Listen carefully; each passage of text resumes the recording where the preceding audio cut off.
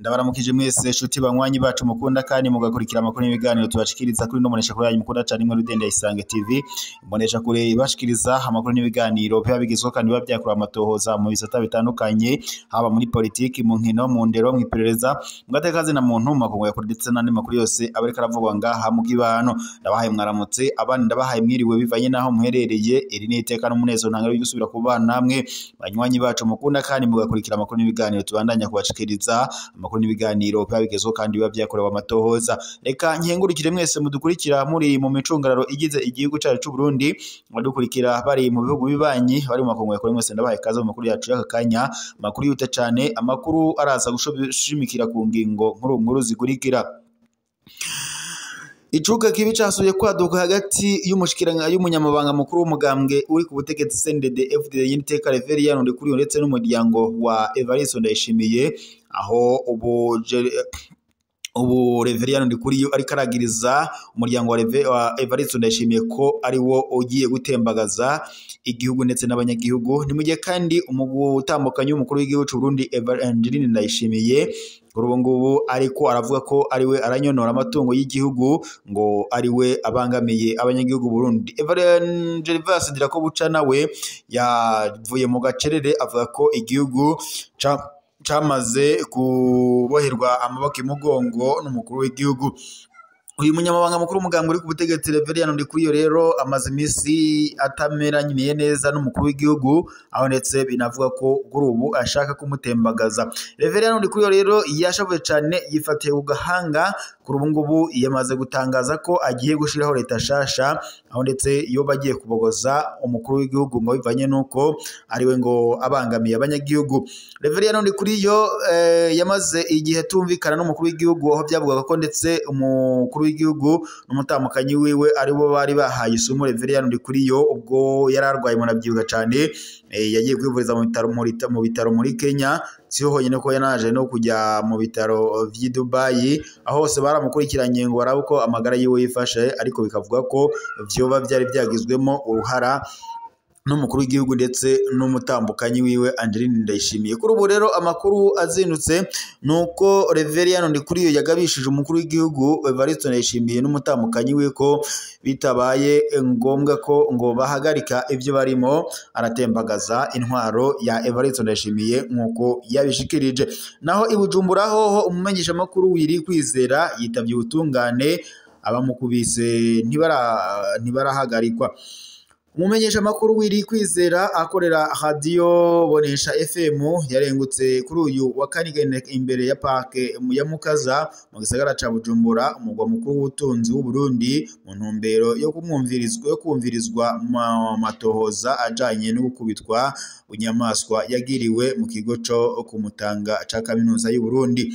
Wiri kwizera yitabye kugira atange ibirego vyiwe avuge uko vyagenze kandi anashimangire amatohoza ariko wagirizwa amakuru Audrey Niyomukiza umunyeshure yikekwa ko ari we yategetse ico gitero ntiyaregutse imbere y'ubutungane nubwo isango ryo kumurengutsa ryari iryo kuri uyu wa gatatu mu kakaro y'umwaka isaha 4 z'igitondo.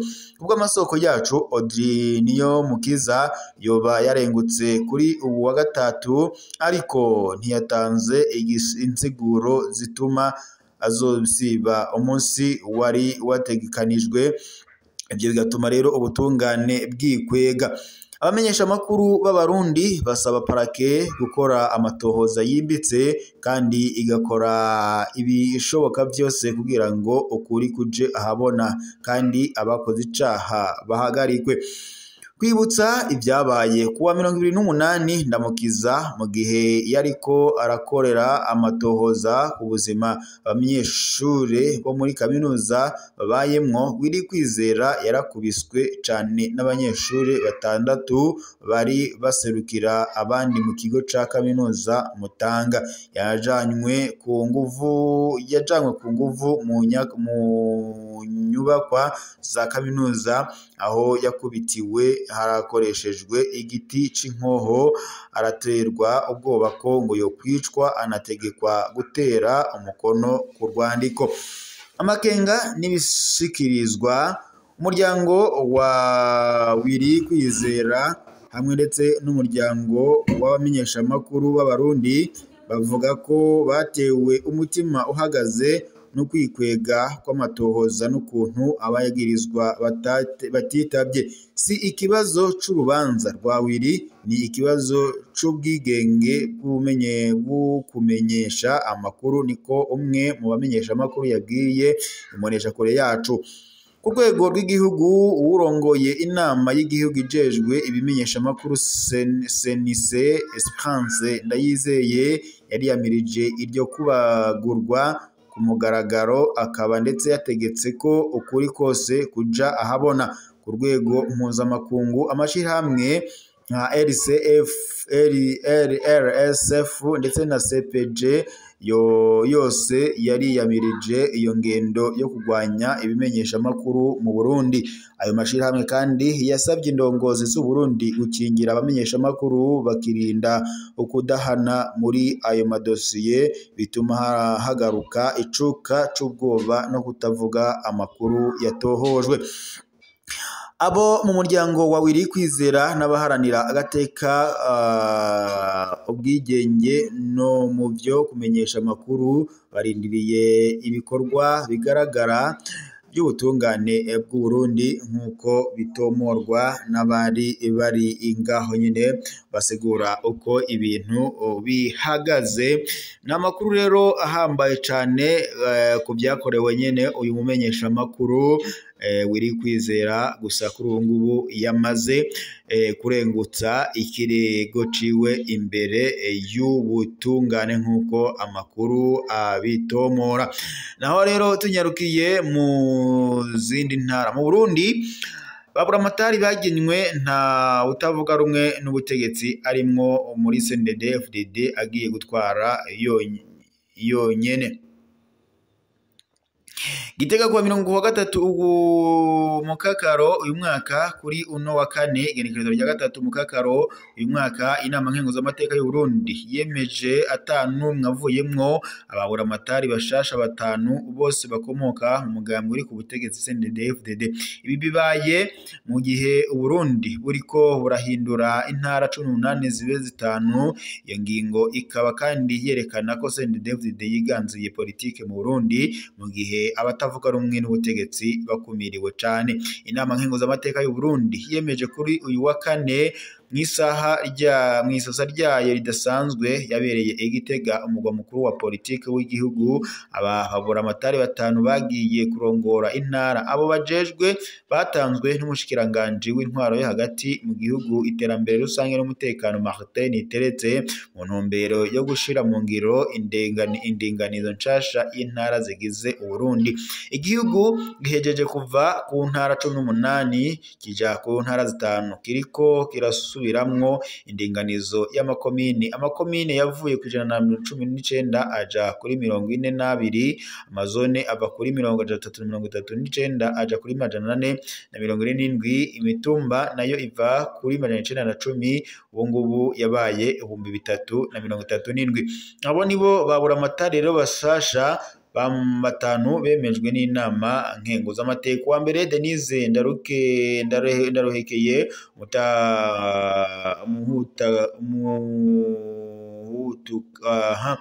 uyu rero yagizwe buramatari w'intara ya Buhumuza mu buseruko bw'igihugu, avuka mu musozi Masaka muri komine ya Butihinda, iyo yahoze ari intara ya Muyinga. Yarasanzwe ari umuhanuzi mukuru mu biro vya buramatari wa Muyinga. Niwe mukenyezi wenyene ku rutonde akuzuza ibice 20% by'abarugize. Wa kabiri ni General Major Aloyizi Ndayikengurukiye, nawe yagenwe kuba buramatari w'intara ya Bujumbura mu buraruko bushira uburengero bw'u Burundi. Akaba kandi aturuka muri komine Mubimbi, yari yasanzwe ari umuyobozi mukuru wa Sosumo, uruganda rukora isukari. Wa gatatu ni Parfait Mboninyibuka, yagenywe kuba buramatari w'intara ya Burunga mu manuko bushira ubuseruko. Yahora ari umushinga amateka akomoka muri komine Mpinga Kayove Rutana, niwe wenyene ari muri abo babura amatari aserukira ibice 20% kuri urwo rutonde mu bijanye n'ubwoko. Uwa kane ni General de Brigade de Police Victor Segasago nawe yagenywe kuba buramatari w'intara ya Butanyerera muraruko bushira ubuseruko bw'u Burundi, yarasanzwe ari buramatari w'intara ya Kirundo. Naho wa gatanu muri Bwahe Bigirimana yagenywe kuba buramatari w'intara ya Gitega hagati mu Burundi, guverineri w'intara ya Gitega hagati mu gihugu, akomoka muri komine ya Kayokwe Mwaro. Yarasanzwe ajejwe ibyo kugaburira abana mu mashure, akongera kandi akaba umuvugizi w'umushikiranganji bw'indero n'ubushakashatsi. Inama nkenguzamateka yari ikoraniye Igitega yemeje ayo mazina yose atanumwe avuyemo canke ngo ayanegure. Kuri iyi ndinganizo rero shasha CNDD-FDD irushiriza kwiganzira politike muri ako gahogo, nuko amakuru abitomora. Reka rero mbashimire mwese mwari kumwe natwe makuru ko tubashikiriza muri aka kanya. Aya kanya tuyasozereye ngaha, turaza gusubira mu makuru araza kuba agezweko. Mwibuke gupyonda suivre, partager, s'abonner kugira mu mwanya n'umwanya tuba dushize ko amakuru aje abashikira gatanu ku kandi. Reka rero mbashimire mwese mwari kumwe natwe mu makuru ko tubashikiriza kuri iyi saha. Aya kanya tuyasozereye ngaha, turaza gusubira mu makuru agezweko.